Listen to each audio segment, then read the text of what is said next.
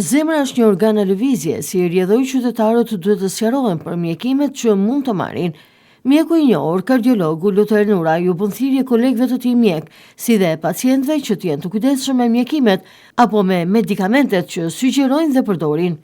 Duhet që mjekët të lodhen pak e të shpjegojnë, për arsye sepse mjekimi i zemrës është organ me lëvizje, me travat shpejta, me presione, nuk është si organet e tjera, si hepare, si veshkas, dhe kanë mjekime specifike dhe kanë doza të ndryshueshme gjatë ditëve, qoftë dhe brenda ditës. Nëse marrim një tension të lartë, hipertensioni, dhe e jep se ka ardhur këtu me tension shumë të lartë, dhe e jep me një dozë 3x1, 4 a 2x1, ai mbetet me atë pa i shpjeguar që nëse ka ndryshime do ndryshosh dozën.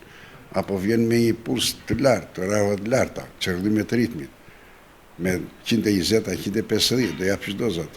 Pastaj nuk i thuhet që shikoni, nëse do të shkojë në 60 apo 80 deri në 60 deri në 80 janë normal. Nuk do i përdorin, dhe këtu kanë ardhur me 40, 47. Edhe vazhdojnë mjekimin sepse si është thënë, ka thënë doktori, deri në gjysmë që vjet thotë edhe së shumë. Unë me këtë rast i bëj thirrje të gjithë pacientëve që vizitohen, duhet të sqarohen për mjekimet që kanë. Duhet të sqarojnë për sëmundjet që kanë, sepse nëse ne duam t'i bëjmë mirë, ne e dëmtojmë. Mjeku Nura i tregon edhe një rast të fundit, ku një e moshuar ishte paraqitur në klinikën e tij me një qese të mbushur me ilaçe. Më ka ardhur një brëm këtu, 75 vjeçë, mund të kishte një qes kaq me ilaçe. Merr aty, merr këtu. Mjeku kur ta shikoj do shoh dhe ato ilaçet e para, sa do t'i heq, sa do t'i lëri, sa do t'i reduktoj. Nura i thekson edhe një tjetër problematik, çmimet e larta të barnave, por edhe që në përgjithësi nuk janë të garantuara për sa i përket cilësisë së tyre. Pa diskutim janë të shtrenjta, ne kemi provuar. Nëse ti merr një kutim i ilaç ande është 6 euro, këtu është 16.000 lekë. Këtë është e provuar.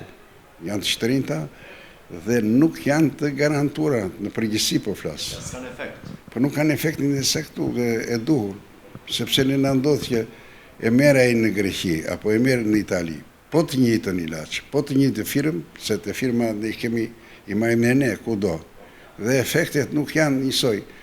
Përse jashtë, bota jashtë, italian, Franca, kudo që kemi pa, jep 1-2 ilaç japin. Ndërsa këtu do marri 4-5 lloj ilaçesh që mundet që të stabilizohet. Thuhet pikërisht për këtë, që mungon efekti. Po mungon efekti. Pra ka esencën e ilaçit, ka dhe burmi mielli që i themi ne. Nëse i hedh ti 10% esencë, edhe 90% miell, çfarë do këtë? Vërtet fabrikat ku i marrin varet sa të kontrolluara janë.